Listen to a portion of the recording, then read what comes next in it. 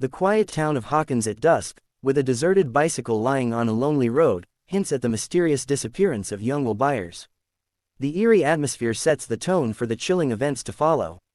In the small, quiet town of Hawkins, Indiana, strange occurrences are not unusual, especially for those who have experienced the inexplicable. It was a town with secrets, buried deep in the woods, below the streets, and in the hearts of its residents. But in the summer of 1983, these secrets began to rise to the surface, unraveling the very fabric of reality. The town would soon find itself in the midst of a terrifying mystery, where the line between the real world and the unimaginable blurred. The disappearance. Hawkins was the kind of town where nothing ever really happened, until it did.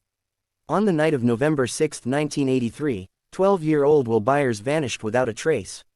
His bike was found abandoned on Mirkwood Road, the wheels still spinning, but Will was nowhere to be seen. His mother, Joyce, had always been protective, perhaps even overly so, but this time her instincts told her something was deeply wrong. Joyce, frantic with worry, contacted Chief Jim Hopper. Hopper, a grizzled, no-nonsense police officer, took the call, but even he was skeptical. Kids went missing all the time, running off to friends' houses, losing track of time, forgetting to call home. But Joyce was adamant, Will wasn't the type of kid to disappear. Chief Jim Hopper investigates the eerie road where Will Byers disappeared.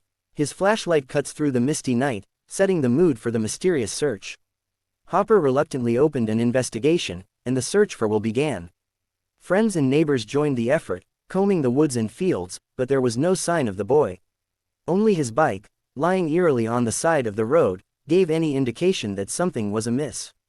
As the days passed, more questions than answers surfaced. The energy in Hawkins shifted. People whispered about other strange happenings, the power flickering in and out, unusual sounds in the night, and a pervasive sense of unease. 11. Meanwhile, on the outskirts of town, in a secretive government facility known as Hawkins National Laboratory, something far more sinister was unfolding. Deep within the lab's sterile walls, experiments were being conducted on a group of children with unique abilities that defied logic. One of these children was known simply as 11.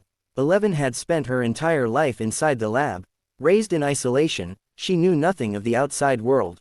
Her only interactions were with Dr. Martin Brenner, a cold and calculating scientist who was more interested in unlocking her powers than in her well-being. 11 had a special gift, telekinesis. She could move objects with her mind, but her abilities extended far beyond that. Through intense focus, she could access another dimension, a place that existed parallel to our world, a shadowy realm known as the Upside Down. One night, during a particularly grueling experiment, something went wrong. 11 made contact with a creature, a monstrous being that had been lurking in the Upside Down, waiting for its chance to break free. In her panic, she tore a rift between the two dimensions, allowing the creature to cross into Hawkins. 11, terrified of what she had unleashed and desperate to escape the lab, fled into the woods. There, she stumbled upon 3 boys who were searching for their missing friend, Mike Wheeler, Lucas Sinclair, and Dustin Henderson. The boys, initially unsure of what to make of the strange girl with a shaved head and minimal vocabulary, soon realized that she knew something about Will's disappearance. The monster. As 11's connection to the Upside Down deepened, the truth about Will's disappearance began to surface. He hadn't just vanished, he had been taken by the creature from the Upside Down, a being that the boys dubbed the Demogorgon, after the monster from their Dungeons & Dragons game. The Demogorgon was a terrifying predator, capable of slipping between the two worlds at will. It fed on fear, and it had set its sights on Hawkins. The more the boys in 11 learned, the more they realized how dire the situation was. Will wasn't the only one in danger, so was anyone else unlucky enough to cross paths with the creature. Joyce, however, was not willing to give up on her son. She began to experience strange occurrences at home, lights flickering, objects moving on their own, and a voice, faint but unmistakably Will's, calling to her from beyond. She became convinced that Will was alive, trapped in some sort of alternate dimension. Desperate to communicate with him, Joyce rigged up a system of Christmas lights, using them to create a rudimentary code. Soon, Will was able to spell out messages to her, confirming her worst fears: he was indeed in the Upside Down, and he was in grave danger. The search. As the group's understanding of the Upside Down grew, so did the peril they faced. Hopper, initially skeptical of Joyce's claims, eventually became convinced after discovering a cover-up orchestrated by Hawkins' lab. His investigation revealed that the lab had been experimenting with psychic powers and opening portals to other dimensions, which had inadvertently unleashed the Demogorgon on the town. Hopper, along with Joyce and the boys, devised a plan to rescue Will from the Upside Down. But accessing the shadowy realm was no easy feat. The only one capable of bridging the gap between worlds was 11, and every time she used her powers, it took a toll on her. Meanwhile, the Demogorgon continued its rampage, claiming more victims and spreading terror throughout Hawkins. The creature's presence was marked by a cold, oppressive atmosphere, with the temperature dropping wherever it appeared. No one was safe, not even those who tried to stay hidden. 11, a girl with telekinetic powers, stands alone in the dark forest, her hand raised as she concentrates on unlocking her strange abilities. The Upside Down. Determined to rescue Will and stop the Demogorgon, the group ventured deeper into the mysteries surrounding the Upside Down. They discovered that the creature was drawn to blood and that its ability to sense fear made it nearly impossible to escape once it had chosen a target. 11, despite her fear and exhaustion, agreed to help Mike, Lucas, and Dustin in their search for Will.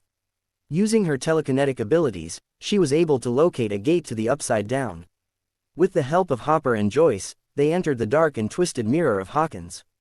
The Upside Down was a desolate and decaying reflection of their world, with familiar landmarks distorted and shrouded in a toxic mist. It was a place of nightmares, where time and space seemed to unravel, and nothing obeyed the rules of reality. But in this hostile environment, they found the clues they needed to locate Will. The final battle. The closer they came to rescuing Will, the more dangerous their mission became. The Demogorgon was always one step ahead, lurking in the shadows, waiting for the perfect moment to strike. It was a relentless hunter, and it wouldn't let its prey go without a fight. Back in Hawkins' Drive, Brenner and his team from the lab were also closing in on 11, determined to recapture her and cover up the entire incident. But 11 had grown stronger. With Mike's support and the loyalty of her newfound friends, she decided to face the Demogorgon head-on, using the full extent of her powers.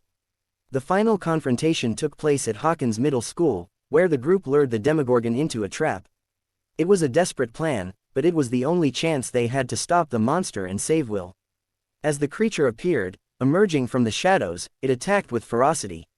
The boys fought bravely, but it was 11 who ultimately faced the monster. Summoning every ounce of her strength, she confronted the Demogorgon, channeling her powers in a way she had never done before. Inside Joyce Byers' chaotic living room, Christmas lights flicker in response to the Upside Down, as she desperately tries to communicate with her missing son. A world restored, but changed. In the end, 11's sacrifice closed the rift between the two worlds, but at a great cost. The Demogorgon was defeated, but 11 vanished, seemingly lost to the Upside Down. The town of Hawkins began to return to normal, though the scars of what had happened would never fully heal. Will was rescued, but he wasn't the same boy who had vanished. He returned home, but his time in the Upside Down had left him changed, haunted by the horrors he had endured. And although the rift had been closed, there were signs that the Upside Down still lingered just beneath the surface, waiting for another opportunity to break through. As the snow began to fall on Hawkins, it seemed that the nightmare was over, but appearances can be deceiving. In the shadows, something stirred, and a new threat was about to emerge. The new threat. Months passed, and life in Hawkins began to settle into a fragile sense of normalcy. But beneath the surface, all was not well. Will continued to experience strange episodes, flashes of the Upside Down creeping into his reality. The Demogorgon was gone, but something darker, something more powerful, had taken its place. Hawkins' lab had not stopped its experiments, and the gate to the Upside Down, though sealed, had left behind a crack, a small tear in the fabric of reality. It was only a matter of time before something else found its way through. And it did. A new creature emerged from the shadows, more cunning and dangerous than the Demogorgon. It was drawn to Will, sensing his connection to the Upside Down, and it began to manipulate his mind, slowly turning him into a vessel for its dark will. In the Hawkins Middle School gymnasium, the boys stand against the terrifying Demogorgon, the tension thick as they prepare for battle. As the friends once again banded together to confront the growing threat, they realized that the battle for Hawkins was far from over. This was only the beginning. And the Upside Down was waiting.